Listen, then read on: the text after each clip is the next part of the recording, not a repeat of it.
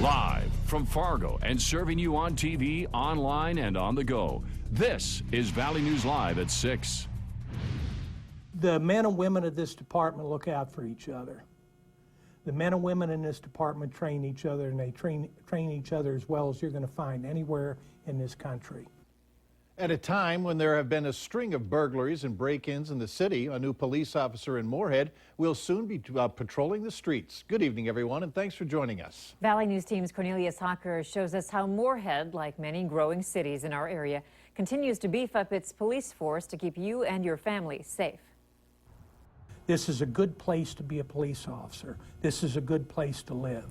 This is a good place to aspire to protect the citizens of this area. Moorhead Police Chief David Ebinger on being a cop in this area. Today, a new officer was sworn in, Joseph Secord.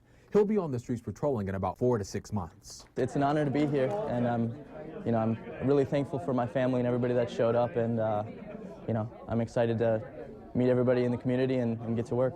Secord's swearing in comes at a pivotal time. The Moorhead PD has the budget for 58 sworn officers, but here shortly, they'll only have 38. This also at a time when the department reports the city of Moorhead has seen an increase by about 55% this year in burglaries. Nancy Otto with the city council on the need for more officers. It is something that we have to continue to look at and budget and expand as our city grows. But despite the challenges ahead, the Moorhead PD is certain they'll be there to serve and protect their citizens. The toughest part of my job is being worthy of the men and women that comprise this department. The toughest job they got is giving the people in this community the kind of police protection they deserve. And Moorhead, Cornelius Hawker, Valley News Live. The 20-officer shortfall Moorhead is facing stems from various reasons, medical leave and military deployment being on that list. Everyone is safe after a gun accidentally went off in a North Fargo neighborhood this afternoon.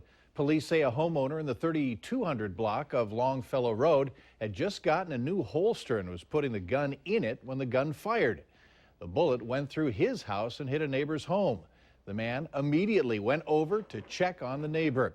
A woman who was at home at the time says she was startled but not hurt.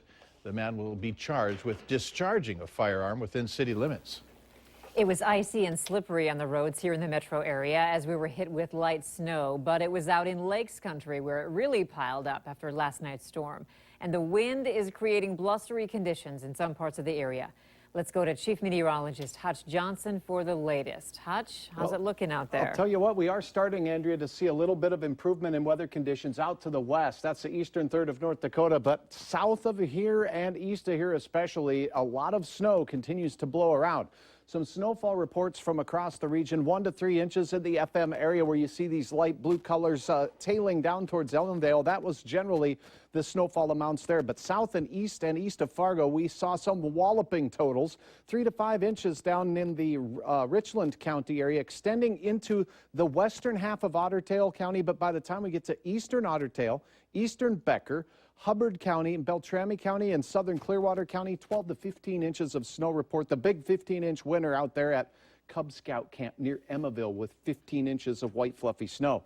Now, we still have winter storm warnings and blizzard warnings, but they are all out of our viewing area. Again, if you're traveling south or southeast, still very blustery conditions as the wind is still causing some very strong gusts, blowing snow and zero visibilities across the valley. It does look like it improves, but it's going to be a little while. I'll have details on what you can expect for the weekend ahead coming up here in just a couple of moments. So as you mentioned earlier, a nice hill, sledding hill for any scouts. Those Cub Scouts are going to have a great time if they can get the sleds out there. Thanks, Hutch. You bet. And remember, you can stay up to date on the weather conditions where you are anytime on your smartphone or tablet.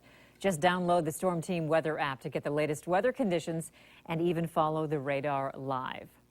In the Northern Valley, the storm missed Grand Forks completely. In fact, you need to head east all the way over to Bemidji to find any substantial snowfall. And while winter is still officially more than a month away, it has arrived in Bemidji. In town, police were kept busy responding to a number of fender benders, as some drivers still need to slow down and remember their winter driving skills. But for most folks who live here, this first shot of snow is just an unexpected but welcome change of seasons. Underwhelming. This is not the 9 to 12 inches we were promised. Oh, you want more? Yeah, it's almost Christmas time. More snow.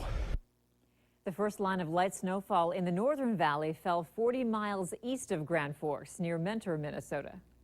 Our first blast of winter is a reminder to all drivers to be extra cautious on the roads. There were many crashes throughout the early morning hours in rural areas, including this semi that ended up in a ditch in Barnesville, Minnesota.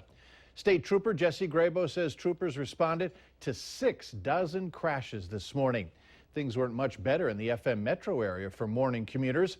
Emergency crews responding to this injury crash in Moorhead near A Street and 37th Avenue South. No word yet on the extent of injuries to the drivers involved. Police responded to multiple crashes in town, stating that icy roads played a major factor. And you should also remember to make sure your vehicle is prepared for the rest of the winter season. Now is the perfect time to put a blanket, flashlight, water, and radio in your car in case something happens. The American Red Cross says it's also important to try and have a full tank of gas during the winter. And if you ever do get in an accident, don't get out of your car because there may be others who slip on the same icy spot. First thing you should do is not get out of your vehicle and check the damage. Remain in your vehicle until everything is safe around you. At that point in time, we'd really encourage you then to get off of the road and make sure that everything is safe. But definitely do not, like we do in the summer months, get out and immediately start checking the damage. For a list of everything you should put in your winter survival kit, head to valleynewslive.com and click on this story. In Becker County, authorities are investigating a break-in during the early morning hours at the Cormorant Lutheran Church. A message sent to Valley News Live says that tracks in the snow indicate the individual entered during the storm and was looking for something specific, not just shelter. An alarm system notified law enforcement. It's time to take a look at this week's Valley's Most Wanted. Police say Joshua Kisser is wanted for a felony charge of making terroristic threats. You can call your local law enforcement if you have any information on Kisser. The TSA at Hector International Airport is saying the carry-on screening equipment is working again. That's one less headache that travelers will have to worry about, as this weekend marks the start of some of the busiest holiday travel times of the year. The equipment malfunction didn't last long, and travelers we talked to said they hadn't experienced any major problems. Travel experts are estimating 1 million more people taking to the skies this holiday season. Sounds about right. That'll be busy. Investigators called it a freak accident. Later on Valley News Live at 6, what happened that prompted a woman to start a specific safety campaign? Not necessarily picnic weather the past 24 hours across the valley as snow piled up, especially south and east of Fargo, with anywhere from 2 inches to 20 inches of snow. Thanks for all your pictures. You can flip through these on valleynewslive.com. Your forecast is next.